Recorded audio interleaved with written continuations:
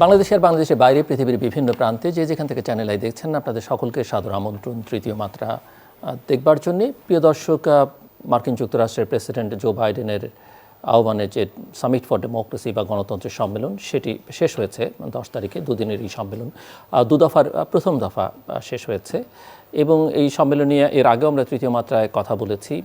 সম্মেলনের পূর্বে 3টে প্রধান থিমকে কেন্দ্র করে এই সম্মেলন হয়েছে আমরা জানি। সবচেয়ে বেশি বাংলাদেশে যে প্রসঙ্গটি আলোচনা এসছে সেটাই হচ্ছে যে 100টিরও বেশি দেশকে আমন্ত্রণ জানানো হলেও বাংলাদেশকে এই সম্মেলনে আমন্ত্রণ জানানো হয়নি।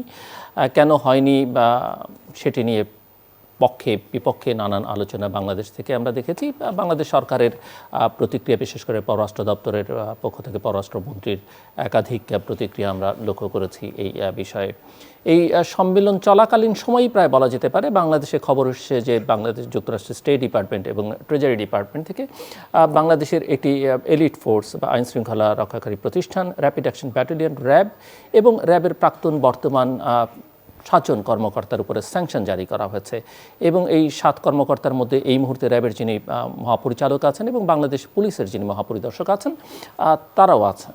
এবং এই স্যাংশনে যেটি মোটা দাগে ধারণা করা যায়, স্যাংশনে হচ্ছে যে তারা যুক্তরাষ্ট্রে প্রবেশ করতে পারবেন না, ভিসা পাবেন না এবং সেই সঙ্গে তাদের যে সম্পদ আছে সেই সম্পদ যুক্তরাষ্ট্রে যে সম্পদ আছে সেই সম্পদ বাজেয়াপ্ত হবে যদি থেকে থাকে। এবং যুক্তরাষ্ট্রের সঙ্গে যুক্তরাষ্ট্রের কোনো নাগরিক তাদের সঙ্গে কোনো ব্যবসা বাণিজ্য করতে পারবেন না, কোনো ট্রানজ্যাকশনে যেতে পারবেন না, মোটামুটিভাবে এরকমই। এবং এটিও ধারণা মোটামুটি পাওয়া গেছে যে এই নিষেধাজ্ঞা মোটামুটি শুধু যুক্তরাষ্ট্রের মধ্যেই সীমাবদ্ধ নয়, এটি যুক্তরাজ্য এবং কানাডাকেও, মানে তারাও প্রায় একই রকমের সিদ্ধান্তের দিকে যাবেন বা একই রকমের ক্রিয়াকর্ম আচরণ এই ব্যক্তিবর্গের সঙ্গে বা এই প্রতিষ্ঠানটির সঙ্গে করবেন। এবং সেই সঙ্গে তার পরের দিনই খবর আসছে যে বাংলাদেশের সাবেক সেনাপ্রধান জেনারেল আজিজ, তারও ভিসা বাতিল করা হয়েছে যুক্তরাষ্ট্রে এবং তার উপরে এক ধরনের স্যাংশন আছে।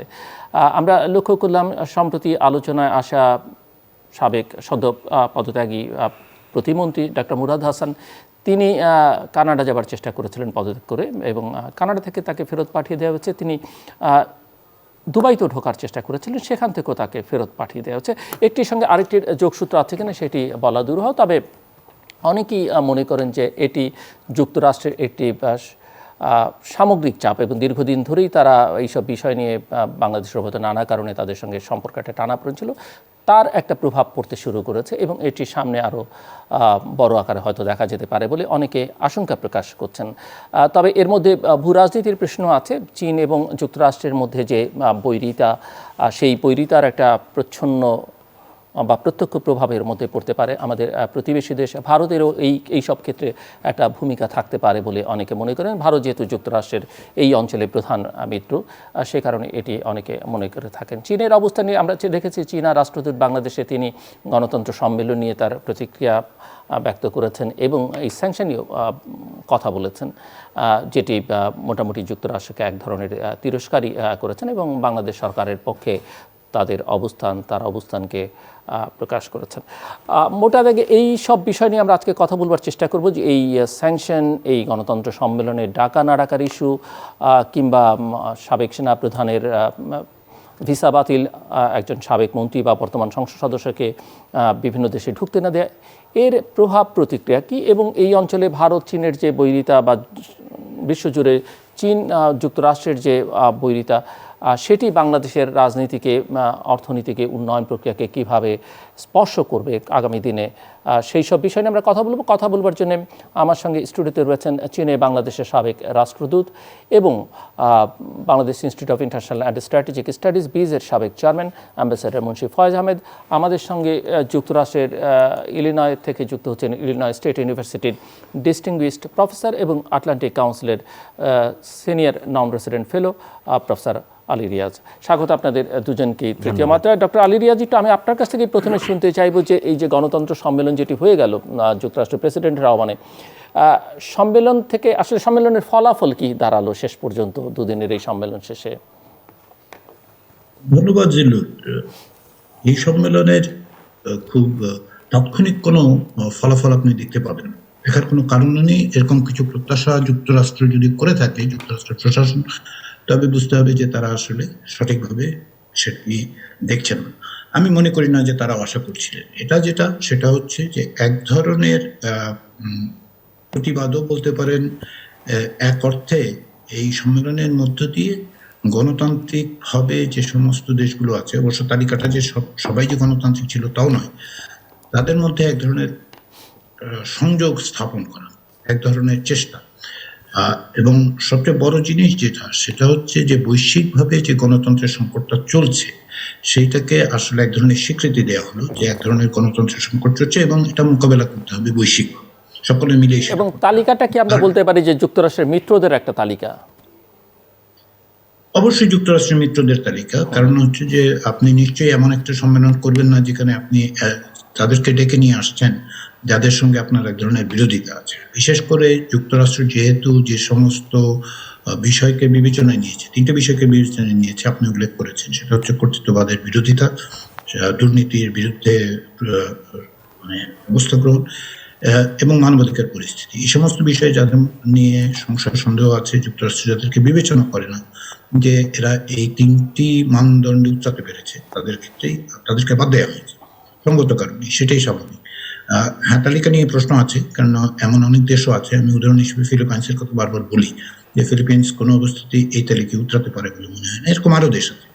প্রশ্ন হচ্ছে যে একে আপনি যদি বিবেচনা করেন যে রাজনৈতিকভাবে, বৈশ্বিকভাবে গণতন্ত্রের প্রশ্নটাকে সামনে এনে যুক্তরাষ্ট্র এক ধরনের ঐক্যবদ্ধ প্রচেষ্টা চালাবার চেষ্টা করছে। যুক্তরাষ্ট্রের নিজের অনেক সমস্যা আছে নিঃসন্দেহে, অভ্যন্তরীণভাবে গণতন্ত্র সংকটাপন্ন, বিভিন্নভাবে সেটা মোকাবেলা করার চেষ্টা হচ্ছে। পাশাপাশি যেটা হয়েছে যে যুক্তরাষ্ট্র এই তালিকা প্রণয়নের ক্ষেত্রে সর্বক্ষেত্রেই যে একেবারে মানদণ্ডই ব্যবহার করেছে তা নয়, কিছু কিছু কৌশলগত বিবেচনা তার থেকেছে। যেমন ধরুন, পাকিস্তানকে ডাকা হয়েছিল, পাকিস্তান শেষ পর্যন্ত অংশগ্রহণ করেনি। কিংবা ধরুন, আমি ফিলিপাইন্সের কথা বলছি। এই ধরনের অনেক দেশে আছে যেগুলোর আসলে মানদণ্ডে ঠিক কঠোরভাবে অনুসরণ করলে সেগুলো উত্তরাবার কোনো কারণ নেই। তারপরেও সম্মেলনের প্রধান উদ্দেশ্য যেটা আমার কাছে যেটা মনে হয়েছে সেটা হচ্ছে দুটো দিক। একটা হচ্ছে বৈশ্বিকভাবে গণতন্ত্রের প্রশ্নটাকে সামনে নিয়ে আসা, তার মধ্যে মানবাধিকারের প্রশ্নটা সামনে আনা, দুর্নীতির প্রশ্নটা সামনে আনা। তবে গণতন্ত্র অর্থাৎ কর্তৃত্ববাদের বিরোধিতা করা এবং নাগরিক অধিকারগুলো সংরক্ষণ এবং তার জন্য সম্মিলিত প্রচেষ্টার দিকে জোর দেওয়া, এটা একটা দিক। দ্বিতীয় বিষয় যেটা, সেটা হচ্ছে যে বৈশ্বিকভাবে এক ধরনের ইডিওলজিক্যাল, আদর্শিক এক ধরনের টানাপোড়েন তৈরি হয়েছে।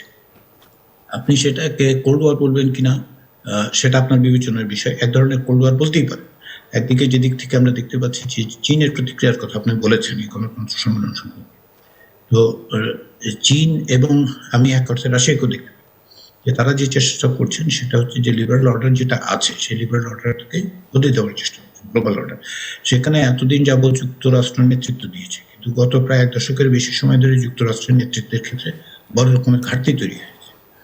বিশেষ করে গত 4 বছরে মিস্টার ট্রাম্পের সময় যুক্তরাষ্ট্র সেই জায়গাটা পুনরায় অবস্থানটা নিতে চেষ্টা করছে। সেই চেষ্টারই অংশ হিসেবে এটাকে আমাদেরকে দেখতে হবে। ফলে একটা হচ্ছে যে কৌশলগত দিক, যুক্তরাষ্ট্র বৈশ্বিক লিবারাল অর্ডারে তার নেতৃত্ব পুনঃপ্রতিষ্ঠা করার চেষ্টা করছে। এটাই স্বাভাবিক, যে কোনো হেজিমনিক অর্ডারে সেটাই হওয়ার কথা।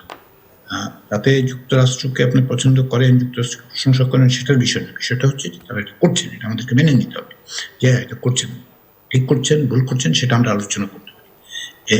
এই জায়গাটা হচ্ছে প্রধান দিক।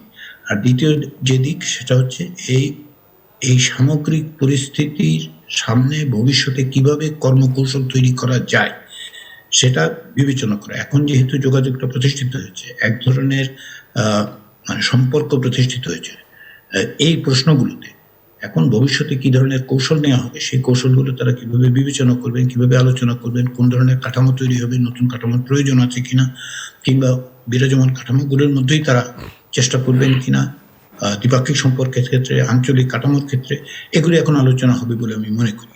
ফলে এই মুহূর্তে দুদিনের সম্মেলন থেকে বেরিয়ে এসে যে বড় রকমের কিছু অর্জন হবে তাও মনে হয় না, খুব শীঘ্রই কিছু অর্জন হবে তাও আমি মনে করি না। আমাদেরকে দেখতে হবে সামনের দিনগুলোতে এগুলো এই ধরনের মানে যে যোগাযোগ, যে ধরনের ফোরাম তৈরি হচ্ছে সেটা কতদূর পর্যন্ত কাজ করে, কি কাজ করে।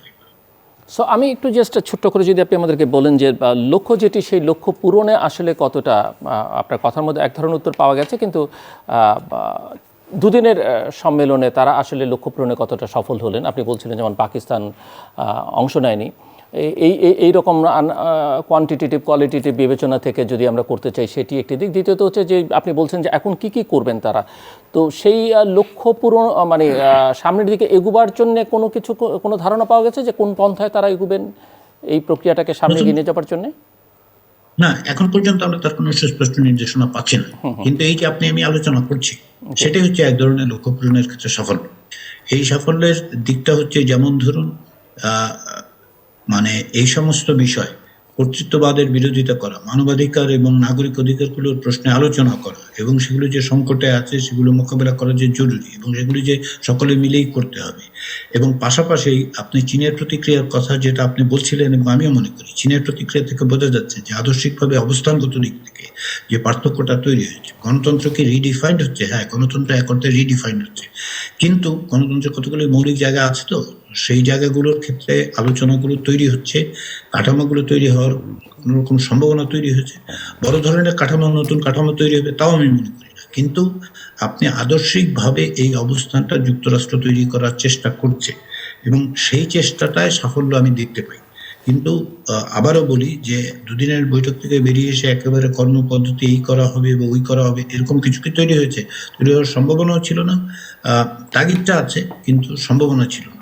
ফলে এর সাফল্যের মাপকাঠি ওইটা নয় যে কোনো রকম সুনির্দিষ্ট পদক্ষেপ নেওয়া হলো কিনা, ভবিষ্যতে হয়তো হবে, কিন্তু অন্তত পক্ষে যতটুকু সাফল্য অর্জন করা গেছে আলোচনাটা হচ্ছে।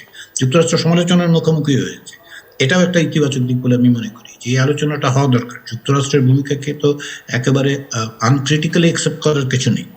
যুক্তরাষ্ট্রের যে সমস্ত পদক্ষেপ সেগুলো নিয়ে যে আলোচনা হচ্ছে সেটা যুক্তরাষ্ট্রের জন্য যেমন গোটা বিশ্বের জন্য ভালো, যে আমরা আনক্রিটিক্যালি অ্যাকসেপ্ট করছি না, যুক্তরাষ্ট্রের দুর্বলতাগুলোকে আমরা চিহ্নিত করতে পারছি, যুক্তরাষ্ট্রের যে পদক্ষেপগুলো সেগুলোর যে বিভিন্ন রকম মানে অপূর্ণতা আছে সেগুলো চিহ্নিত করতে পারছি, এবং এই জায়গাগুলো কিভাবে মোকাবেলা করা হবে শুধু যুক্তরাষ্ট্রের স্বার্থে নয়, বৈশ্বিকভাবে গণতন্ত্রের স্বার্থে কিভাবে মোকাবেলা করা হবে সেটা আমাদেরকে বিবেচনা করতে হবে। এই আলোচনাটাকে আমি ইতিবাচক হিসেবে দেখি। আমি আসবো আবার আপনার কাছে। আমি স্যার মুন্সি ফয়েজ আহমেদ, এই গণতন্ত্রের সম্মেলন আয়োজনকে কীভাবে দেখেন? এটি জো বাইডেনের নির্বাচনকালীন অঙ্গীকার এবং সাফল্য, এবং এই সম্মেলনকে কেন্দ্র করে পৃথিবীর যে দুটো ভাগে সুস্পষ্ট বিভক্ত সেটিও মোটামুটিভাবে বোঝা গেছে। তো সেখানে আপনি কীভাবে? আমি আপনার সাথে খুব একমত যে বিভাজনটাকে সামনে নিয়ে এসছে। সেটা কি অভিপ্রেত? আমি মনে করি না। এই যে এখন যে কোভিডের এই প্যান্ডেমিকের মধ্যে আমরা আছি, এই অতিমারির আওতায় আছি আমরা এখন, এই সময়টা ছিল প্রয়োজন সারা পৃথিবীতে সবাইকে মিলেমিশে কাজ করা। আমাদের পূর্ববর্তী বক্তা একটা কথা বারবার বলছেন, সকলে মিলেই করতে হবে, এই কথাটার উপর জোর দেওয়া হয়েছে, কিন্তু এখানে তো সকলে মিলেই করতে হবে এই কথার থেকেই তো দূরে সরে আসার চেষ্টা হচ্ছে। আমার কাছে মনে হচ্ছে যে সম্মেলন তো গণতন্ত্রের সম্মেলন, যারা গণতান্ত্রিক তাদের নিয়ে এখানে এই যে ওই যে ভাগ করা যে আমরা গণতান্ত্রিক আর তোমরা গণতান্ত্রিক নয়, এইরকম একটা বিভাজন তৈরি করা, এটা তো এক নম্বর হলো যে সকলে মিলে করার কাজ থেকে সরে আসা। যদি কেউ আমার সাথে আদর্শিক মিল না হয় তাকে কি আমি দূরে তাড়িয়ে দিব, নাকি তার সাথেও মিলে কাজ করার সুযোগ আছে, করা প্রয়োজন, সেই চিন্তাটা তো আমাদের করতে হবে, তাই না? আমরা তো ওই কোল্ড ওয়ারের কথা বলেছেন আলী রিয়াজ সাহেব, সেটাও কোল্ড ওয়ার কি ভালো জিনিস ছিল? আমরা তো মনে করি না। তো আবার কোল্ড ওয়ারে ফিরে যাওয়ার কোনো যৌক্তিকতা তো আমি দেখছি না। সুতরাং এইগুলো, তারপরে উনি একটি কথা বলেছেন খুবই গুরুত্বপূর্ণ, সেটা হচ্ছে যে মার্কিন যুক্তরাষ্ট্রের নেতৃত্বকে ফিরিয়ে আনার একটা চেষ্টা, সেটা হলেও তো সেটা মনে করি যে সেটা কোনো পজিটিভ ব্যাপার হলো না। হ্যাঁ, মার্কিন যুক্তরাষ্ট্র তার কাজকর্ম দিয়ে নেতৃত্বটা স্ট্যাবলিশ করবে, কিন্তু তাই বলে এখন যে ওই একক নেতৃত্ব বলে জিনিসটা, এটা তো চলে গেছে। এখন তো আর ওইটা সবাই কিছু না কিছু কন্ট্রিবিউট করবে এবং সেখানে যারা বেশি কন্ট্রিবিউট করবে তাদেরকে সবাই সম্মান দেবে। এটাই হলো আমি মনে করি যে অভিপ্রেত।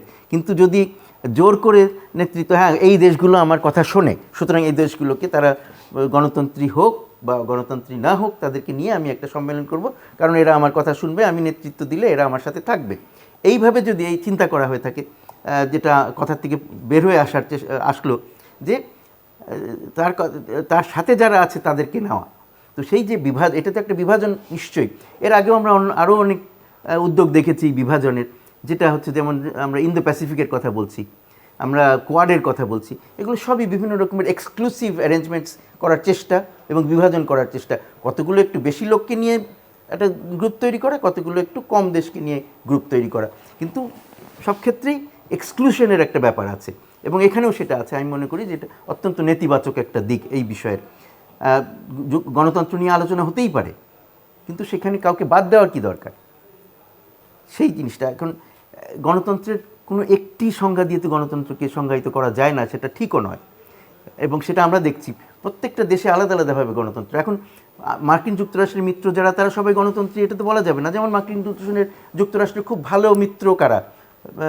মিশর, খুব ভালো মিত্র সৌদি আরব এবং আরও অন্যান্য ওই এলাকার দেশগুলো। তাদেরকে তো ইনভাইট করেনি না, বলছি তারা তো মিত্র, কেমন, কিন্তু তাদের সাথে মৈত্রী কেমন করে হচ্ছে?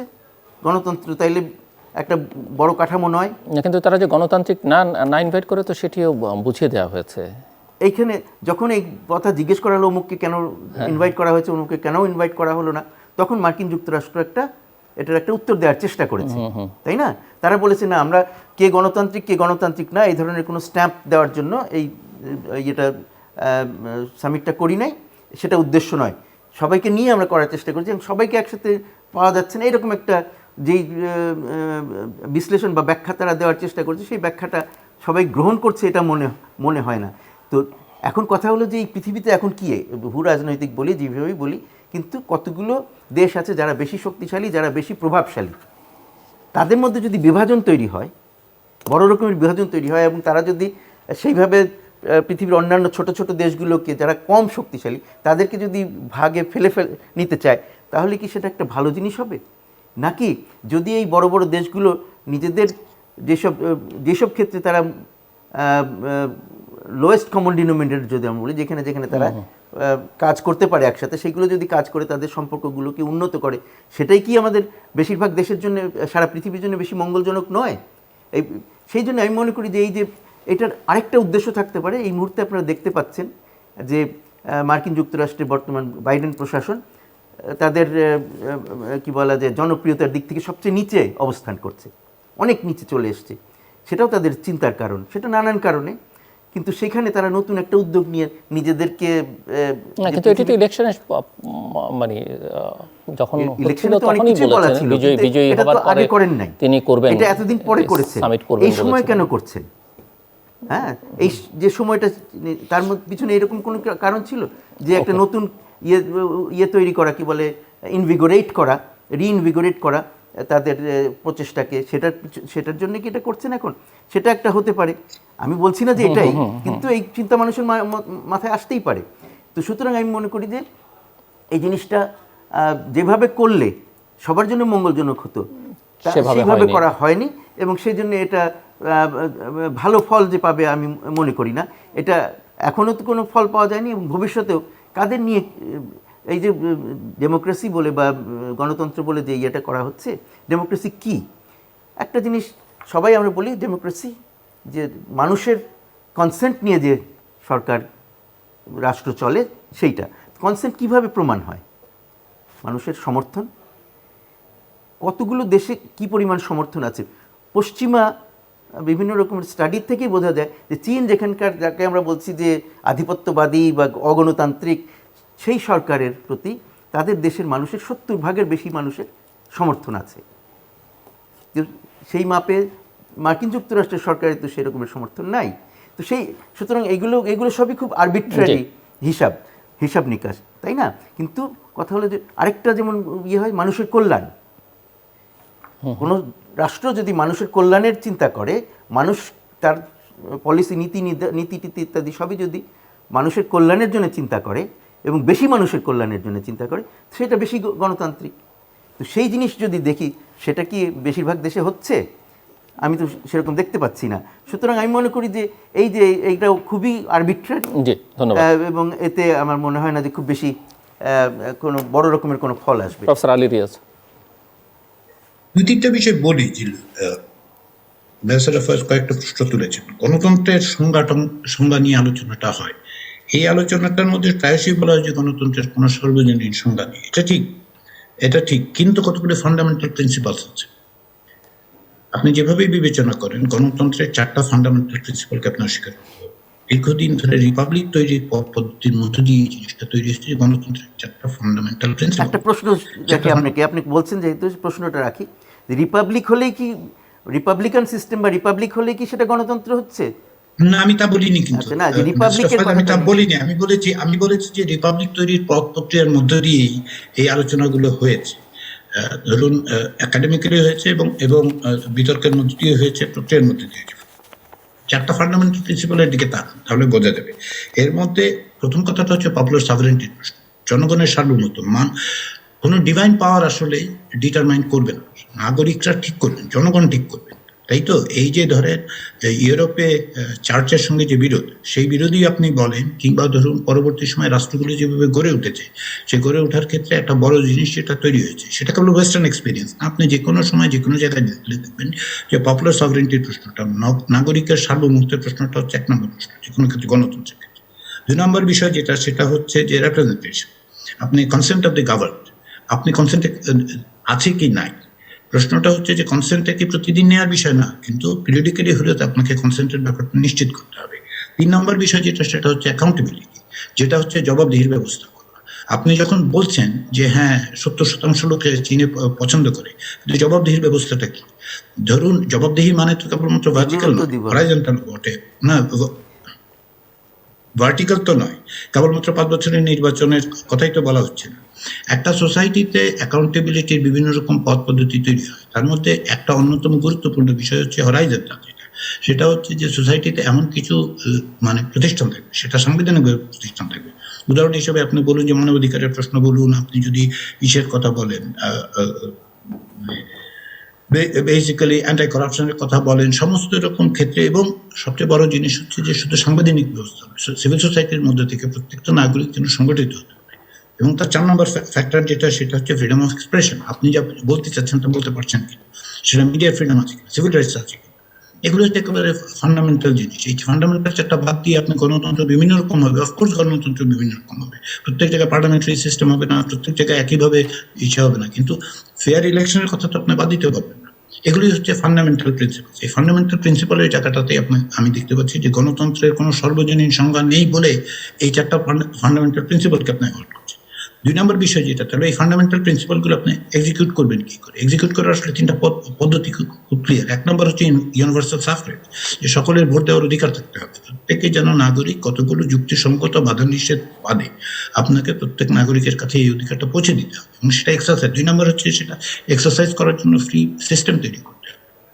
সেটাই হচ্ছে ফেয়ারনেস অফ ইলেকশন, ইনক্লুসিভ ইলেকশনের প্রশ্ন, যে প্রত্যেকে যেন অংশগ্রহণ করতে পারে। তার কিছু লিমিটেশনস কি থাকবে, অবশ্যই থাকবে, কিন্তু তার অর্থ এই নয় যে আপনি এমন একটা সিস্টেম করবেন যেখানে কোনো নির্বাচনই থাকবে না, কিন্তু নির্বাচনগুলো হবে সাজানো, তাই না? এখন তৃতীয় বিষয় যেটা, সেটা হচ্ছে সিভিল রাইটস। আপনার কথা বলার পরে যদি মধ্যরাত্রে আপনার দরজা নক হওয়া শুরু হয়, কিংবা যদি আপনার কথা বলার কোনো পথ পদ্ধতি না থাকে, ধরুন মিডিয়া ফ্রিডম থাকছে না, আপনার সমাবেশ করার অধিকার থাকছে না, সেগুলো তো আসলে গণতন্ত্র বলে আমরা বিবেচনা করবো না। অন্ততপক্ষে এই বেসিক ফান্ডামেন্টাল জায়গাগুলোতে তো আপনাকে একত্রিত হতে হবে। এই জায়গাটাতে সেই প্রশ্নটা হচ্ছে যে আপনি শুধুমাত্র জনপ্রিয়তার 20% 70%-এর বিষয় নয়, ওটা মেজরিটেরিয়ানিজম। 70% যে কোনো নির্বাচনের প্রক্রিয়াতেও হতে পারে, হওয়ার পরে যে খুব ভালো হয় তা না। মেজরিটেরিয়ানিজম ইকুয়াল ডেমোক্রেসি, এটা আমাদেরকে বুঝতে হবে। পথ পদ্ধতির সবচেয়ে বড় জিনিস গণতন্ত্র কি জানেন? গণতন্ত্র হচ্ছে, এটা খুব খুব যে পারফেক্ট সিস্টেম তা নয়, কেউ কখনোই বলেন এই গণতন্ত্র পারফেক্ট সিস্টেম। গণতন্ত্রের সবচেয়ে বড় গুণটা কোথায়? গণতন্ত্রের সবচেয়ে বড় গুণ হচ্ছে যে সংখ্যাগরিষ্ঠ মানুষ ভুল করতে পারে এবং ভুল ঠিক করতে পারে। আমি একটা উদাহরণ দিই, খুব খুব সিম্পল উদাহরণ। সেটা হচ্ছে ডোনাল্ড ট্রাম্প বলে এক ভদ্রলোককে আমেরিকার জনগণের একটা বড় অংশ, এবং একটা বড় অংশ, কিন্তু সংখ্যাগরিষ্ঠ নয়, একটা বড় অংশ এবং ইলেকট্রাল সিস্টেমের মধ্যে দিয়ে নির্বাচিত করেছে। 4 বছর পরে তারা সিদ্ধান্ত নিয়েছে যে না, এই লোকটাকে আমরা ক্ষমতায় রাখবো। সেই পদ্ধতিটা একমাত্র গণতন্ত্রে আছে। এই গণতন্ত্রের বাইরে আপনি কিন্তু যেতে পারবেন। মানে ডেমোক্রেসির সবচেয়ে বড় স্ট্রেংথ হচ্ছে এই যে you can make a mistake and you can correct it. কারেকশনের পথ পদ্ধতিটা নেই। আপনি যদি আপনি নির্বাচনে, আপনি চীনের কথা বলছেন, তো আমাকে বলুন যে শি জিনপিংকে মানে ক্ষমতা থেকে সরাবার পথ পদ্ধতি কি? আরো কয়েকটা প্রশ্ন উঠেছে, আমার কথাগুলো একটু ব্যাখ্যা করি। আমি যুক্তরাষ্ট্র লিডারশিপে যেতে চায়, যে কোনো হেজিমনিক পাওয়ার তাই চায়, এখন মাল্টিপোলার ওয়ার্ল্ড তৈরি হয়েছে, কিন্তু আপনি একেবারে কমপ্লিটলি বাদ দিয়ে তো হিসাবটা করতে পারবেন না। যেমন চীনকে বাদ দেওয়ার কথা কেউ বলছেন, যে চীনকে গ্লোবাল সিস্টেমের মধ্যে আপনি চীনকে বাদ দেওয়ার কথা কেউ বলছেন না, রাশিয়াকে বাদ দেওয়ার কথা কেউ বলছেন না। আমি গত তাদের কয়েক সাথে বছর ধরে যেটা সহযোগিতার বলছি কথাও সেটা বলছে হচ্ছে না। সহযোগিতা তো হচ্ছে, সহযোগিতার বিভিন্ন ক্ষেত্র এই তৈরি ক্ষেত্রে হয়েছে। যেমন ধরুন না, এই ক্ষেত্রে আপনি কতগুলো ফান্ডামেন্টাল জায়গায় আপনাকে তো পার্থক্যটা থাকবেই। ফান্ডামেন্টাল জায়গায় পার্থক্যগুলো তো আপনি এড়াতে পারবেন না। এখন সেটা হচ্ছে এখন তাহলে সবাইকে তাহলে চীনের পদ্ধতিতে আমরা একদলীয় ব্যবস্থাটা গ্রহণ করি। যুক্তরাষ্ট্রই বলেন, বাংলাদেশ বলেন, ভারত বলেন, আসলে আমরা সকলে মিলে একদলীয় ব্যবস্থা গ্রহণ করি। যে চীন যেহেতু একদলীয় ব্যবস্থা গ্রহণ করেছে, চীনের সাথে সহযোগিতা করার জন্য তো একদলীয় ব্যবস্থা গ্রহণ করা যাবে না। কারণ হচ্ছে এটা ফান্ডামেন্টালসের সাথে বিরোধিতা আছে, ডেমোক্রেসির ফান্ডামেন্টাল। এখন যদি আমরা সিদ্ধান্ত নেই যে আসলে আমরা গণতন্ত্রই চাই না, দ্যাটস এ ডিফারেন্ট কোশ্চেন, এক completely different question. One party system চাই, মানে একবার কাউকে নির্বাচিত হলে আজীবনের জন্য নির্বাচিত করে দিতে চাই, নির্বাচিত হওয়ারও পথ পদ্ধতি তো দেখাই যাচ্ছে। প্রশ্নটা হচ্ছে যে অ্যাকাউন্টেবিলিটি মেকানিজমের। আমি লিডারশিপের কথাটা কি বলেছিলাম, যুক্তরাষ্ট্র চাইবে না কেন? চাওয়াটা তো ভুল নয়, যে কোনো হেজিমনিক পাওয়ারই তো চায়। চীন চায় না, চীনও চায়, হেজিমনিক রাশিয়া পাওয়ার চায় না, চায়। শব্দটা আপনি ব্যবহার করছেন বারবার, এটা আমরা খেয়াল রাখবো। জি হ্যাঁ, of course hegemonic power, of course hegemonic power, hegemony is কিন্তু নট হেজিমনিক ডেমোক্রেসি। প্রশ্ন তো আছেই। হেজিমনি তো আর ডেমোক্রেসি হতে পারে না। কেন হবে না? আচ্ছা, ওয়ার্ল্ড বিশেষ করে সিস্টেমে হেজিমনিক পাওয়ার হিসেবে ইমার্জ করবে না কেন? আইডিওলজিক্যালি হেজিমনিক পাওয়ার হিসেবে ইমার্জ করতে পারে। হেজিমনিক মানে হচ্ছে শক্তি নয়, কিন্তু এটা আপনিও জানেন, আমিও জানি। আমি যখন হেজিমনিক বলি, আমি ইডিওলজিক্যাল, মিলিটারি এবং মানে ইকোনমিক সব অর্থেই বলি। যে ধরুন চীনের যে ইকোনমিক পাওয়ার তৈরি হয়েছে, সে একটা ইকোনমিক হেজিমন হিসেবে কি তৈরি হয়েছে? অফকোর্স তৈরি হয়েছে। এখন সেই জায়গায় প্রশ্নটা হচ্ছে যে আপনি মানে আমরা যখন বলছি যে ধরুন গণতন্ত্র সম্মেলনের ক্ষেত্রে এর সমালোচনা কি করা যাবে, এই যে সমালোচনা আমি করতে পারছি, আপনি সেই সিস্টেমটা আমরা রাখতে চাই কিনা, সেটা হচ্ছে প্রশ্ন। এখন যদি আপনি আমরা বলি যে হ্যাঁ, চীনের ব্যাখ্যাটা হচ্ছে যে নির্বাচন, চীনের রাষ্ট্রদূত ঢাকা যা বলেছেন তার শুনে মনে হচ্ছে যে নির্বাচন ব্যাপারটাই আসলে খুব একটা ভালো জিনিস না, 5 বছরে একবার হয়। কিন্তু অ্যাকাউন্টেবিলিটি কেবল নির্বাচন নয়। এই ইলেকট্রাল ফ্যালাসির মধ্যে মানে এই ফ্যালাসির আলোচনা কিন্তু ডেমোক্রেসিতে দীর্ঘদিন ধরে হয়েছে। যে ইলেকট্রাল ফ্যালাসি নয়, 1970s এই ইলেকট্রাল ফ্যালাসির মধ্যে আমরা দেখতে পেয়েছি সারা পৃথিবী, এখান থেকে বেরিয়ে আসা হচ্ছে। এবং যে কারণে অ্যাকাউন্টেবিলিটির প্রশ্নটা কেবলমাত্র মানে ইলেকশনের মধ্যে গিয়ে ঠেকে নাই, কিংবা ধরুন রাইটসের প্রশ্নটা কেবলমাত্র একদিন ভোট দেওয়ার মধ্যে দিয়ে ঠেকে নেই। ভোট কেবলমাত্র একদিন দেয় না আসলে, ভোট হয় একদিনে, কিন্তু দীর্ঘদিন যাবৎ তার রাজনৈতিক প্রক্রিয়ার মধ্যে দিয়ে আসলে নির্বাচনটা হয়। ফলে এখন যেটা আমি বলতে চাচ্ছি সেটা হচ্ছে, অফকোর্স দের আর লিমিটেশনস ডেমোক্রেসি, কিন্তু ডেমোক্রেসির অল্টারনেটিভ যদি এই হয় যে আসলে একটা একদলীয় ব্যবস্থা তৈরি হবে, নির্বাচন থাকবে না, পপুলার সভারেন্টি থাকবে না, অ্যাকাউন্টেবিলিটি মেকানিজম থাকবে না, ফ্র্যাঞ্চাইজার ব্যবস্থা থাকবে না, তাহলে আমি মনে করি যে সেই জায়গায় একটা হেজিমনিক, ইডিওলজিক্যাল হেজিমনিক তৈরি হতে পারে, অফকোর্স হতে পারে। জি, অ্যাম্বাসাডার মুন্সি ফয়জল। এখানে বেশ কতগুলো কথা উঠে এসছে, তার মধ্যে একটা বড় কথা হচ্ছে যে শুধুমাত্র ইলেকশনের মাধ্যমে ডেমোক্রেসি নির্ধারিত হয় না, কিন্তু ইলেকশন ছাড়াও হয় না, সভারেন্টি ইলেকশন ছাড়াও হয় না, পিপুলস সভারেন্টির কথা বলা হয়েছে। তো প্রথম প্রশ্ন হচ্ছে যে মার্কিন যুক্তরাষ্ট্রে কি পিপুলস সভারেন্টি সত্যি সত্যি আছে? সাধারণ মানুষ কি সভারেন ওখানে? সভারেন্টির লক্ষণ যে তারা নির্ধারণ করে কি সব কিছু? তা তো করে না। সেখানে লবিস্টরা আছে, নানান জনরা আছে, নানান রকমের টাকা পয়সা দিয়ে নানান রকমের ইয়েটা তৈরি করা হয়, কি বলে, নীতি নির্ধারণে প্রভাব বিস্তার করা হয়। সুতরাং ওই কথাটা একটা মিথ, পিপুলস সভারেন্টি, আমি মনে করি। যদিও এটা প্রয়োজন, এটা দরকার, বরং সেরকম চীনের ইয়েতে যদি যান, আমি বলছি না যে চীনেরটাই আদর্শ, সেটা বলছি না, কিন্তু প্রশ্ন যেহেতু উঠেছে, চীনেও তারা বলে পিপুলস সভারেন্টি, কেমন? এবং একসময় বলা হতো সভারেন্টি অফ দি প্রোলেটারিয়েট, এখন আর প্রোলেটারিয়েট কথাটা বলে না, এখন পিপুলস সভারেন্টি তারা বলে। কিভাবে তারা বলে? তাদের ওখানে তারা বলে তাদেরটা হলো হোল প্রসেস ডেমোক্রেসি। কয়েকদিন আগে তারা একটা হোয়াইট পেপার ইস্যু করেছে, তাতে এই কথাগুলো এসছে যে কেন, যে তারা ইলেকট্রাল ডেমোক্রেসিও ফলো করে, তারা নন ইলেকট্রাল ডেমোক্রেসিও ফলো করে। ইলেকট্রাল ডেমোক্রেসি কি, তাদের কিন্তু সবচেয়ে নিচের পর্যায়ের যারা নেতা, বিভিন্ন পার্টির নেতা বলেন, সরকারের নেতা বলেন, ওইখানকার স্থানীয় সরকারের নেতৃত্ব, সেগুলো কিন্তু ডিরেক্ট ডেমোক্রেসি, ডিরেক্ট ইলেকশনের মাধ্যমেই হয়। ইলেকশন আমেরিকা চায়নাতে নাই, এই কথাটা একটা ভুল কথা। চায়নাতেও আছে, কিন্তু সেই ইলেকশন আমেরিকার মতন ইলেকশন নয়। আচ্ছা, পরবর্তীতে ইলেকশন আছে, সেটা হলো ইনডিরেক্ট ইলেকশন। আমাদের একসময় এরকম চেষ্টা করা হয়েছিল, সেই চেষ্টাটা ব্যর্থ হয়েছে বলে যে ইনডিরেক্ট ইলেকশন খারাপ, সেটা বলার তো কোনো সুযোগ নাই, তাই না? ইনডিরেক্ট ইলেকশনে তারা কি করে, তাদের সেখানে পরবর্তী লেভেলের যে এই যে প্রথমে যে নেতৃত্ব তৈরি হলো তারা পরবর্তী লেভেলের নেতৃত্ব ইলেক্ট করে এবং এইভাবে তারা শেষ পর্যন্ত ন্যাশনাল পিপলস কংগ্রেসে যায় অথবা পার্টির পলিট ব্যুরোতে যায়। আর পার্টির পলিট ব্যুরো যেহেতু বিভিন্ন লেভেল থেকে ইলেক্টেড হয়ে আসে, সুতরাং সেইখানে সেই মানুষ পরিবর্তন হওয়ার বিভিন্ন পদ্ধতি আছে। ডেমোক্রেসিতেও যেমন অনেক সময় ভায়োলেন্ট পদ্ধতিতে মানুষের নেতৃত্ব পরিবর্তন হয়, যদিও সেটা ডেমোক্রেটিক না, কিন্তু ডেমোক্রেসিতেও সেটা হয়।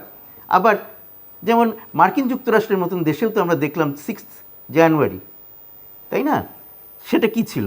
আচ্ছা, তারপরে কি বলে যে ইয়েতেও কি বলে ওই চীনা ডেমোক্রেসিতেও ভায়োলেন্ট ওয়েতেও নেতৃত্ব পরিবর্তন হয়েছে, কিন্তু আবার নন ভায়োলেন্ট ওয়েতেও নিয়মিত নেতৃত্ব পরিবর্তন হয়েছে গত কিছু বছর ধরে দেখেছি আমরা। তারপরে এখন দেখা যাচ্ছে কি আবার নতুন করে তারা একসময় তাদের যেটা ছিল নেতৃত্ব দীর্ঘস্থায়ী হতো, কিন্তু পরবর্তীতে তারা ঠিক করেছিল যে এত দিনের বেশি একজন নেতৃত্ব করতে পারবেন না, সেই জিনিসটা থেকে আবার সরে আসার একটা লক্ষণ দেখ। কিন্তু সেটাও তো তাদের ডেমোক্রেটিক প্রসেসেই তারা ঠিক করছে, তাদের যে পদ্ধতি আছে সেইভাবেই তারা ঠিক করছে, তাদের পার্টি কংগ্রেসে তারা এগুলো ঠিক করছে এবং পার্টিতে বিভিন্ন গ্রুপিংস আছে, সব কিছু আছে। সুতরাং ওইভাবে দেখলে, আর তাছাড়া পার্টিসিপেশনের কথা বলা হচ্ছে যে পিপল কীভাবে সুপারভিশন করে, সেখানে যেটা অন্য বেশিরভাগ সোকল ডেমোক্রেটিক কান্ট্রিতে কিন্তু নেই। কিন্তু চীনে আছে, যখন কোনো একটা আইন তৈরি হয় সেই আইনটার ড্রাফটটা আগে পিপলদের কাছে সেটা করে দেওয়া হয়, কি বলা যায়, তাদের কাছে পাঠিয়ে দেওয়া হয় বিভিন্ন পর্যায় থেকে যাতে তারা মতামত দিতে পারে। তো সেই জিনিসগুলো তো বেশিরভাগ ডেমোক্রেসি সোকল ডেমোক্রেটিক কান্ট্রিতে নাই। কিন্তু আমি একটু অন্য প্রসঙ্গ যেতে চাই, কিন্তু এই কথাটা শেষ করে নিই। সুতরাং যদি আমরা বলি যে কাগজে কলমে কি আছে, কাগজে কলমে চায়নাতে ডেমোক্রেসি আছে, কারণ তারা সেটা বলে।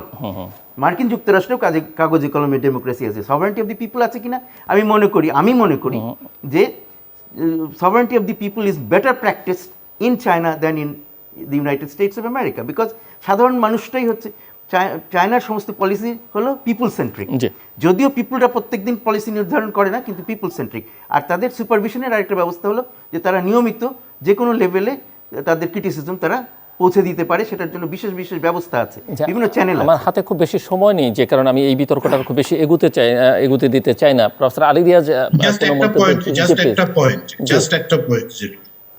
অ্যাম্বাসেডর ফয়েজ যেটা বলেছে সেটা খেয়াল করুন।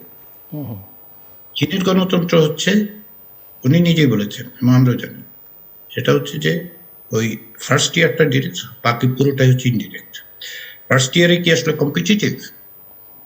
না, কম্পিটিটিভ নয়। কিন্তু এইটাই এখানে ইনফরমেশনের অভাব আছে বলে মানুষ ভুল বোঝে। এখানে ইনফরমেশনের অভাব আছে বলেই মানুষ ভুল বোঝে, কারণ ওখানে একেবারে যে কেউ ক্যান্ডিডেট হতে পারে, যে কেউকে নির্বাচিত করা যেতে পারে। আপনি যদি ফার্স্ট ইয়ার না, এটা ফার্স্ট ইয়ার না, ফার্স্ট টিয়ার, ইয়েস, আমি ফার্স্ট ইয়ার আপনি বলেছেন, ফার্স্ট ইয়ার একেবারে লোকাল লেভেলের, এর বাইরে কোনো ডাইরেক্ট ইলেকশন নেই। না, এর বাইরে ডাইরেক্ট ইলেকশন সাধারণত হয় না। সাধারণত না, পদ্ধতিগতভাবেই। অ্যাম্বাসেডর ফয়েজ, আমি আপনি জানেন, পদ্ধতিগতভাবেই মানে এটা সম্ভব নয়। চাইনিজ পলিট ব্যুরোর মেম্বার হওয়ার জন্য ইলেকশনে মানে পার্টির ভেতর থেকে বাইরে থেকে সে কম্পিট করে, বাইরে থেকে কি সম্ভব না। ফলে এইটা আমাদের, সেটাই আমি বলছি যে আপনি আসলে ওয়ান পার্টি সিস্টেমের যে প্রফেসটা করছেন, যেখানে সমস্যাটা হচ্ছে যে একটু অ্যাড করি, ওয়ান পার্টি সিস্টেমের কথা বারবার বলা হচ্ছে। হ্যাঁ, ওয়ান পার্টি ডমিনেশন ডেফিনেটলি, সে সম্বন্ধে কোনো সন্দেহ নাই, কিন্তু সেখানে আরও অন্তত 8টা পার্টি আছে যাদেরকে বলা হয় ডেমোক্রেটিক পার্টিজ। কেমন, তারা কিন্তু ইয়েতেও তাদের ন্যাশনাল পিপলস কংগ্রেসে তাদের কিছু অল্প কিছু আছে, কিন্তু তাছাড়াও আরেকটা বডি আছে যেটাকে তারা বলে, কি বলে, একটা ডায়ালগের ব্যবস্থা আছে সেখানে, যেটা Chinese People's political consultative conference বলে একটা বডি আছে, যেখানে বিভিন্ন রকমের, শুধুমাত্র পার্টিজ না, বিভিন্ন ইন্টারেস্ট গ্রুপসকে নিয়ে সেখানে আলোচনার ব্যবস্থা আছে। এই বিষয় নিয়ে আমরা ভবিষ্যতে আরেকদিন বিস্তারিত আলোচনা করব। প্রফেসর আর কিছু যোগ করতে চান এই প্রসঙ্গে? না, আমি অনুমান করছি আপনি অন্য বিষয়ে মুভ করতে চাচ্ছেন। জি, না আমি মুভ করতে চাচ্ছি যেটি এই গণতন্ত্র সম্মেলনের সঙ্গে সঙ্গে আরেকটি খবর যেটি যুক্তরাষ্ট্র থেকে এসেছে, যে বাংলাদেশের র্যাব এবং 7 জন র্যাবের বর্তমান প্রাক্তন কর্মকর্তার বিরুদ্ধে যে স্যাংশন এবং সাবেক সেনাপ্রধানের ভিসা বাতিল, কিংবা সাবেক প্রতিমন্ত্রী কানাডাতে ঢুকতে না পারা, কিংবা হয়তো একটির সঙ্গে আরেকটা সম্পর্ক নেই, কিন্তু সামগ্রিকভাবে এটি বাংলাদেশের জন্যে, বাংলাদেশের ভাবমূর্তির প্রশ্ন বলি, বাংলাদেশের সঙ্গে এইসব রাষ্ট্রের সম্পর্কের প্রশ্ন বলি, কি প্রভাব ফেলছে বলে মনে করেন, বা কেন এই ধরনের সিদ্ধান্ত নেওয়া হচ্ছে বলে আমরা সরকারের প্রতিক্রিয়া দেখেছি, এবং সেখানেও খুব একটা ভালো প্রতিক্রিয়া তারা ব্যক্ত করেনি। স্বাভাবিকভাবেই তাদের প্রতিক্রিয়া খুব খুশির একটা প্রতিক্রিয়া হবে, এটা তো মনে করার কোনো কারণ নাই, তাই না? কিন্তু এখানে আমি মনে করি যে এই জিনিসটা যে করা হয়েছে, খুব কি চিন্তা ভাবনা করে করা হয়েছে এই ব্যাপারে আমার একটু সন্দেহ আছে। তবে একটা জিনিস হয়েছে যে আপনি বললেন যে ডেমোক্রেসি বা ইত্যাদি, তারপরে বাংলাদেশ, এর মধ্যে বিভিন্নভাবে বাংলাদেশকে অ্যাপ্রোচ করা হয়েছে। মার্কিন যুক্তরাষ্ট্র, ভারত, তারা যেসব যেই ধরনের জোটগুলোতে আছে সেখানে বাংলাদেশকে আরও একটু টেনে আনা, বাংলাদেশকে আরও একটু ঘনিষ্ঠ করার চেষ্টা করা। বাংলাদেশ সেখানে অতটা উষ্ণতা দেখায় নাই, এইসব কারণে বাংলাদেশের উপর একটা চাপ সৃষ্টির কি চেষ্টা করা হতে পারে, সেটা আমি একটা মনে করি যে এটা হয়ে থাকতে পারে। আরেকটা জিনিস আমি মনে করি, আপনি কি মনে করেন এটি যুক্তরাষ্ট্র এবং ভারতের যৌথ চাপ মনে হচ্ছে আপনার কাছে? মানে যুক্তরাষ্ট্র তো সরাসরি, বাট মানে ওইভাবে যে ইয়ে করে করা হয়েছে তা না, কিন্তু ওইগুলোর একটা ফল আউট হিসেবে এটা আমি দেখতে চাচ্ছি আর কি। আরেকটা 1 নম্বর। 2 নম্বর, যে এই মুহূর্তে যেহেতু এই জিনিসগুলো হচ্ছে, দেখতে পাচ্ছে কিছু স্বার্থ কিছু কায়েমি স্বার্থ, যারা মনে করছে যে এই সুযোগে বাংলাদেশ সরকারকে বিব্রত করার একটা ভালো সুযোগ, বিভিন্নভাবে নানানজন বিভিন্ন লবিস্টদের মাধ্যমে সরকার বিরোধী, বাংলাদেশ বিরোধী যেসব শক্তি আছে বাইরে, তারা কাজ করে থাকে, এবং তার মধ্যে তাদের বিভিন্নভাবে তারা পৌঁছতে পারে স্টেট ডিপার্টমেন্টের বিভিন্ন লেভেলে, এবং সেখানে আমার ধারণা যে বাংলাদেশের ব্যাপারে কি তাদের নীতি হবে, কি বলা হবে, কি বলা হবে না, এটা তো আর বাইডেন নিজে ডিসাইড করেন না। এটা ডিসাইড করে বাংলাদেশ ডেস্ক একটা আছে, সেখানে বেশ জুনিয়র অফিসার, তাদেরকে অ্যাপ্রোচ করা হয়তো অনেকের পক্ষে খুব কঠিন না, এবং তারা একটা কিছু লিখে দিলে সেটাকে সহজে পাল্টানো হয় না। কারণ বাংলাদেশ মার্কিন যুক্তরাষ্ট্রের ওভারঅল যে ইয়ে আছে পলিসি, ইন্টারন্যাশনাল পলিসি, সেখানে খুব বড় রকমের একটা অবস্থান না বাংলাদেশে। যদি আমাদের জন্য এটা খুব গুরুত্বপূর্ণ, তাদের জন্য গুরুত্বপূর্ণ, বাট ওই পরিমাণের গুরুত্ব নয়।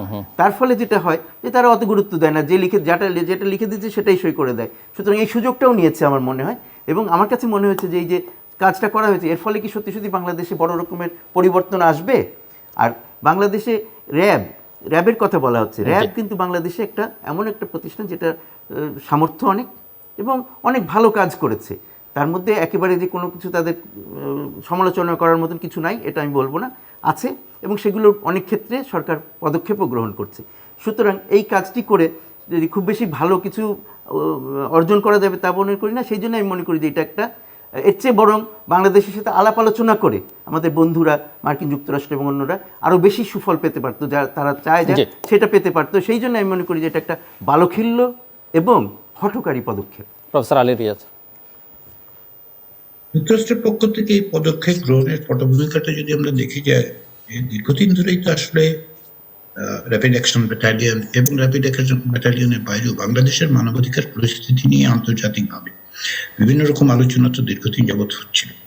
আপনার হয়তো মনে থাকবে যে 2019 সালের ঘটনা, সেটা হচ্ছে জেনিভায় যখন কমিটি এগেইনস্ট টর্চারের মিটিং হচ্ছিল, সেইখানেও কিন্তু এই প্রশ্ন উঠেছিল যে এই ধরনের মানে এনফোর্স ডিসঅ্যাপিয়ারেন্স কিংবা ধরেন টর্চার কিংবা ধরেন এক্সট্রাজুডিশিয়াল কিলিং, হিউম্যান রাইটস গ্রুপগুলো সবসময় এই প্রশ্ন তুলেছে। এবং এই যে কমিটি এগেইনস্ট টর্চার সেটাতে বাংলাদেশ 1998 সালের পরে প্রায় 21 বছর কোনো প্রতিবেদনই দেয়নি, এবং বারবার বলা সত্ত্বেও দেখা যাচ্ছে যে এগুলি নিয়ে আলোচনার ক্ষেত্রে সরকারের সহযোগিতা পাওয়া যাচ্ছে, এগুলি খুব ইতিবাচকভাবে কাজে দেয়নি।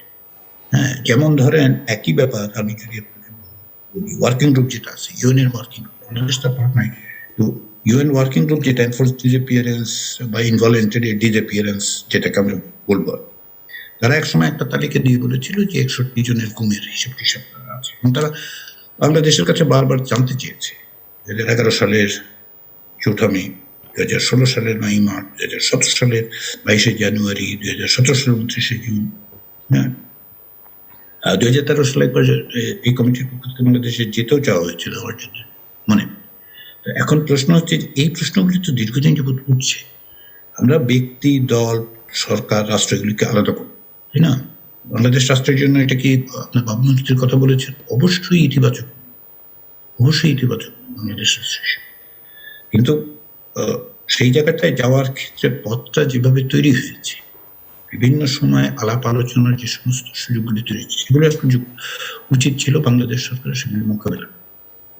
কেবল অস্বীকার করলে তো তাহলে তদন্তের ব্যবস্থা করা দরকার, এবং যে সমস্ত আন্তর্জাতিক ফোরামে সব প্রশ্ন উঠেছে সেখানে খুব রোবাস্টলি ইনফরমেশন দিয়ে প্রোভাইড করা উচিত। এইগুলির কারণে এই পরিস্থিতি তৈরি হওয়ার সুযোগ তৈরি হয়েছে। আলাপ আলোচনার পথ পদ্ধতি নিশ্চয়ই আছে, এবং আমার ধারণা যে যুক্তরাষ্ট্রের পক্ষ থেকে অকস্মাৎ সিদ্ধান্ত নেওয়া হয়, এই সিদ্ধান্ত গ্রহণের একটা প্রক্রিয়া তো আছে। আমি ঠিক মনে করি না যে বাংলাদেশ স্তরের জুনিয়র অফিসার একটা নোট লিখে দিয়েছেন, তাতেই কেউ একজন সই করে দিয়েছে। এটা খুব সিরিয়াস ডিসিশন এবং কোঅর্ডিনেটেড ভাবেই হয়েছে। কারণ আপনি একই সময় অন্যান্য দেশের ক্ষেত্রে ইম্পোজ করা হয়েছে, হিউম্যান রাইটস ডেটা বেছে নেওয়া হয়েছে, কিংবা ধরুন এই গণতন্ত্র সম্মেলন যখন চলছে তখনকার কথা বেছে নেওয়া হয়েছে। So there must be a coordinated effort. তো এই যে সম্মিলিত চেষ্টার জায়গাটা তৈরি হওয়ার যে পথ পদ্ধতি বা মানে পাথওয়ে, পথরেখা, সেটা আসলে একটু বোঝা দরকার যে কেন এই পরিস্থিতি তৈরি হলো। এটাকে মোকাবিলা করা যেত। মোকাবিলা করার পথ পদ্ধতির মধ্যে একটা হচ্ছে যে এই অভিযোগগুলোকে তদন্ত করা, এবং আন্তর্জাতিক যে সমস্ত প্রতিষ্ঠানগুলো আছে, ইউএন এর কমিটি আছে, ক্যাট আর কি, জেনেভায় 2019 সালের বৈঠকের সময় এগুলি আসলে ব্যাখ্যা করা যেত। কেবল অস্বীকৃতি দিয়ে কাজ হবে না। ফয়জও বলেছেন যে র্যাবের কিছু কিছু ঘটনা আছে। তো এখন প্রশ্ন হচ্ছে যে এই পথ পদ্ধতির মধ্যে যাওয়ার কারণ মানে অ্যাভয়েড করা হলো। আপনি ইম্প্যাক্টের কথা বলেছেন, যেগুলো আমি ব্রিফলি বলি, ইম্প্যাক্ট তো হবেই, একটা ইম্প্যাক্ট হবেই। এখন ইম্প্যাক্টের মাত্রাটা কি হবে সেটাই আসলে দেখার বিষয়। যে ডক্টর রিয়াজ, অ্যাম্বাসাডার ফয়েজ যেটি বলছিলেন যে এই যে কোয়াড, আইপিএস, অকাস, এগুলোর একটা এই যে তারা নানান জোট করছে যুক্তরাষ্ট্র, বা সেগুলোর মধ্যে বাংলাদেশকে টানার চেষ্টা হয়েছে, তিনি বলছিলেন ভারতও এখানে আছে, সব মিলিয়ে এটির একটি কারণ প্রভাব, যেহেতু বাংলাদেশ সেই অর্থে এই বিষয়ে ইতিবাচক সাড়া দেয়নি, এটি উনি বলছিলেন। আর এই ঘটনার পরে কোনো বিশ্লেষক আবার বলছেন, যখন এই স্যাংশন আরোপ হলো, যে যুক্তরাষ্ট্রের দিক থেকে এটি কি অনেকটা চীনের দিকে বাংলাদেশকে ঠেলে দেওয়া হলো কিনা, যেটি যুক্তরাষ্ট্রের জন্য ইতিবাচক নয়, সেটিও কোনো বিশ্লেষক বলছেন। সো এই দুটো বিষয় একটু আপনার যদি ছোট করে আমাদেরকে বলেন আপনি। যুক্তরাষ্ট্রের সঙ্গে বাংলাদেশের সহযোগিতার ক্ষেত্রগুলো ব্যাপক। একটা জিনিস আপনাকে মনে রাখতে হবে, শুধুমাত্র একটি ক্ষেত্রে তো আর নয়। যেমন ধরুন নিরাপত্তার প্রশ্নে যুক্তরাষ্ট্রের সঙ্গে ব্যাপক সহযোগিতা আছে। বাংলাদেশ যদি আপনার দেশ হিসেবে দেখেন, যুক্তরাষ্ট্র হচ্ছে বাংলাদেশের সবচেয়ে বড় মার্কেট, তাই না? বাংলাদেশের সঙ্গে যে ট্রেড ব্যালেন্স যদি দেখেন, ট্রেড ব্যালেন্স আসলে বাংলাদেশের ফেভারে।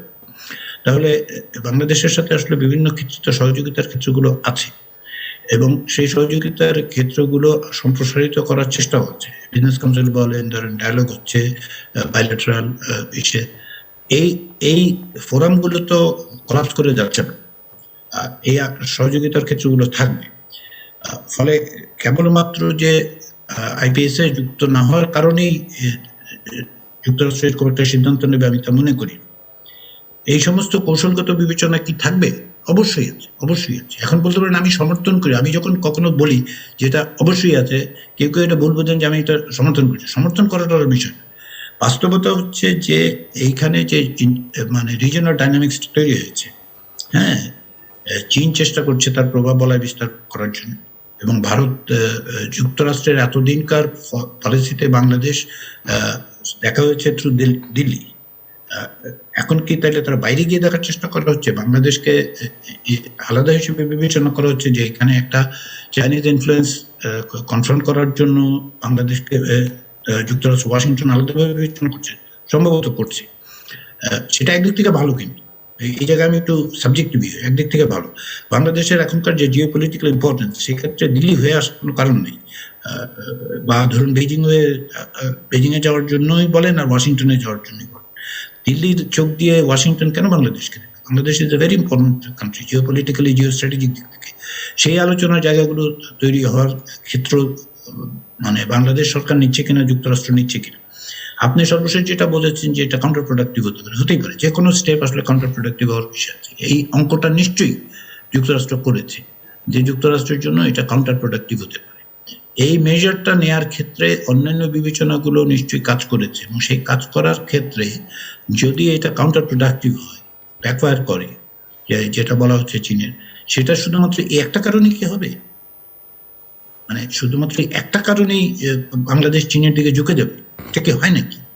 যে যুক্তরাষ্ট্র বাংলাদেশের একটি প্রতিষ্ঠানের বিরুদ্ধে পিউনিটিভ অ্যাকশন নিয়েছে, সাথে সাথে বাংলাদেশ তার সমস্ত ফরেন পলিসি, তার ওরিয়েন্টেশন চেঞ্জ করে অন্যদিকে চলে যাবে, এবং বাংলাদেশ এই স্টেকটা নেবে, তার সবচেয়ে বড় মার্কেটের ক্ষেত্রে, সবচেয়ে বেশি সিকিউরিটি কোঅপারেশনের ক্ষেত্রে থাকা সত্ত্বেও নেবে।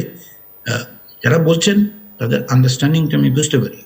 এবং দেখুন, প্রায় বছরখানেক আগে জিলুর মানে সেলফ রেফারেন্সিং খুব খারাপ, মানে আমার খুব পছন্দের জিনিস না, কিন্তু অ্যাটলান্টিক কাউন্সিলের একটা ইস্যুতে আমি ব্লগে আমি লিখেছিলাম যে যখনই ইন্ডিয়ার সাথে একটা টানাপোড়েন হচ্ছে, আমি বলছিলাম যে মানে ফলো বাংলাদেশ, ওইখানে চীনের সাথে একটা টেনশনের জায়গা তৈরি হচ্ছে বছর দেড়েক, প্রায় 1.5 বছর আগে।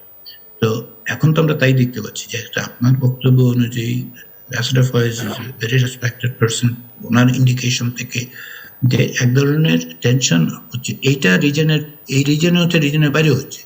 এই যে পাকিস্তান গেল না গণতন্ত্র সম্মেলনে, তার মানেটা কি? তার মানে হচ্ছে যে মানে চাইনিজ ইনফ্লুয়েন্সের একটা ইন্ডিকেশন তোমরা দেখতে পেলাম যে দক্ষিণ এশিয়াতে চাইনিজ ইনফ্লুয়েন্স অনেক বেশি স্ট্রং।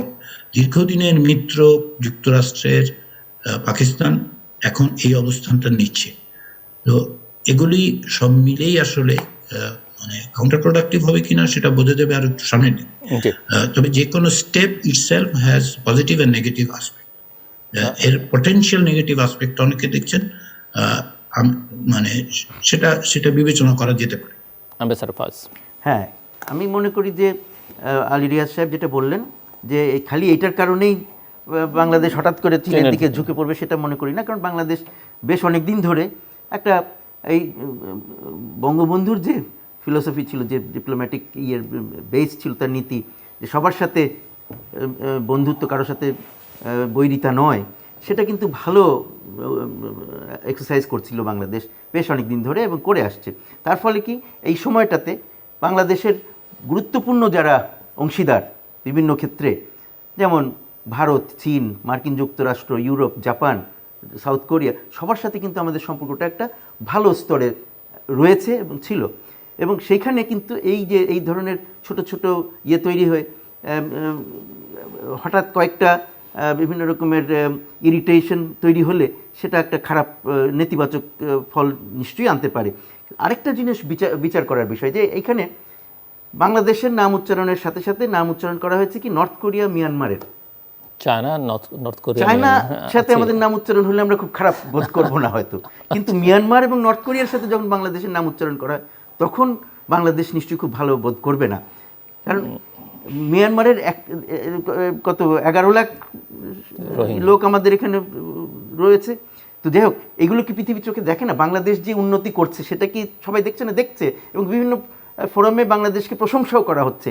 কিন্তু সেই সাথে সাথে যদি এই ধরনের কিছু করা হয়, এটা নিশ্চয়ই খুব ভালো না। এটাতে আমাদেরকে ডিসকারেজ করার একটা, আমাদেরকে কোথায় উৎসাহিত করা হবে যে ভালো কাজ করছো, সেই কাজের জন্য উৎসাহিত করা, এবং যেসব কাজে তারা খুশি না আমাদের, যেসব কাজে আমাদের বন্ধুরা, তারা আমাদেরকে অন্যভাবে বলতে পারে।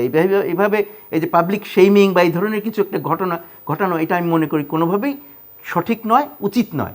এটা করে যে ভালো কাজগুলো হচ্ছে সেগুলোকে দমিয়ে দেবার একটা এফেক্ট হতে পারে, এবং সেই জন্য আমি মনে করি যে এটার থেকে সরে আসা উচিত। আশা করব আমাদের মিত্ররা, আমাদের বন্ধুরা যারা আমাদের ভালো চান, তারা এই ধরনের হঠকারী সিদ্ধান্ত থেকে যতটা সম্ভব দূরে থাকার চেষ্টা করবেন।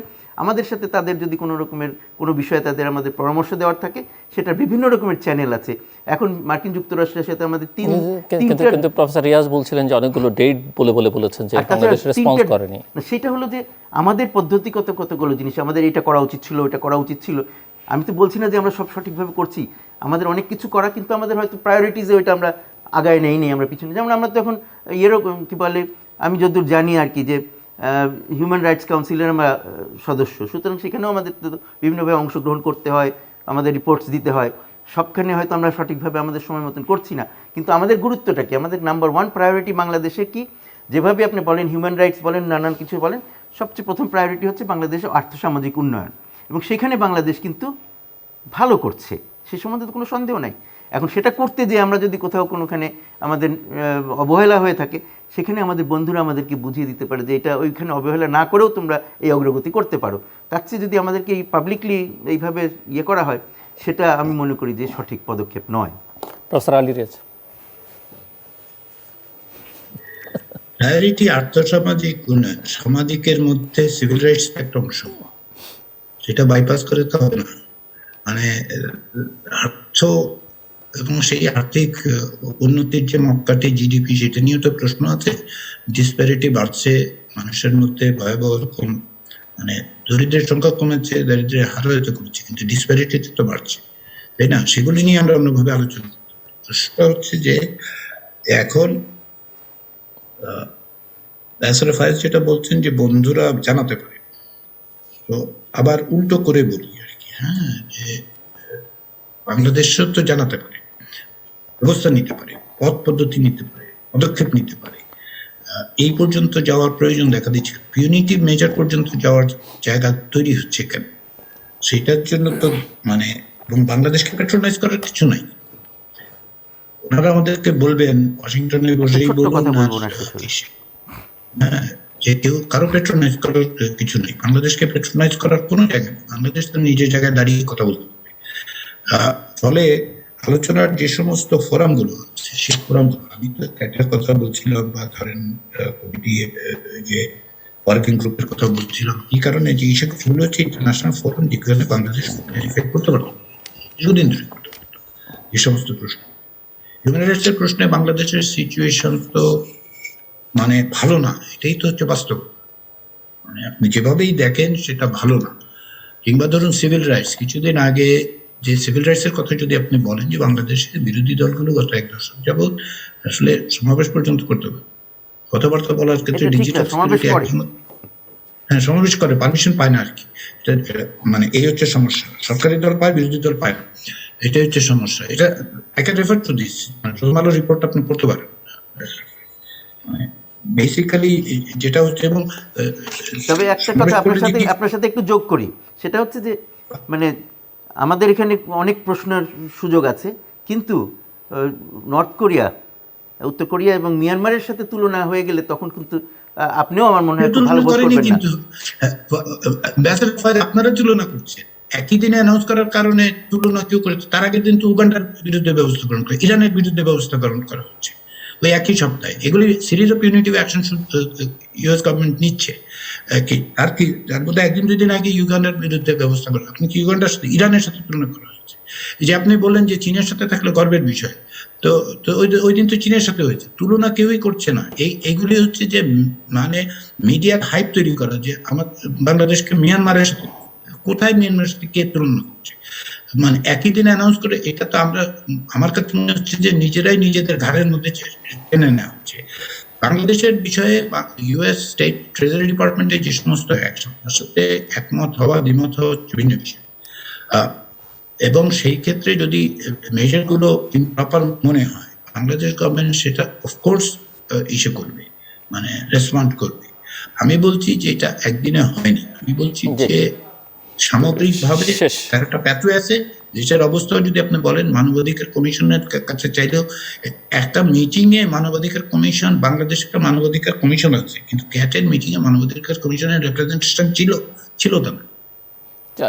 শেষ করতে হবে। যেটা বলতে চাচ্ছি, দুটো কথা খুব ছোট্ট করে, আমার হাতে সময় নেই। একটা হচ্ছে যে পৃথিবীতে মানবাধিকার লঙ্ঘনের সবচেয়ে বড় দোষ হচ্ছে মার্কিন যুক্তরাষ্ট্রের। একটার পর একটা যুদ্ধ বাঁধিয়ে যুক্ত হয়ে লক্ষ লক্ষ লোককে হত্যা করছে তারা। কোরিয়ান যুদ্ধের থেকে শুরু করে এ পর্যন্ত যে কটা যুদ্ধ তারা করেছে, তার মধ্যে কোনো একটা যুদ্ধ তারা জিতেছে বলে আমি মনে করি না, 1 নম্বর। 2 নম্বর হচ্ছে পৃথিবীতে এখন চলমান এবং দীর্ঘতম যে গণহত্যা জন্য যারা দায়ী, তাদেরকে তো মার্কিন যুক্তরাষ্ট্র সায় দিয়ে চালিয়ে যাচ্ছে। তারা যদি মার্কিন যুক্তরাষ্ট্র তাদের সমর্থন সেখান থেকে সরিয়ে নেয় ইসরায়েলের পক্ষ থেকে, তাহলে সেটা বন্ধ হয়, কিন্তু সেটা তো তারা করছে না। তো তারা আমাদেরকে কিছু বলার অধিকার কি রাখে? ডক্টর রিয়াজ, 15 সেকেন্ডসে কোনো রেসপন্স?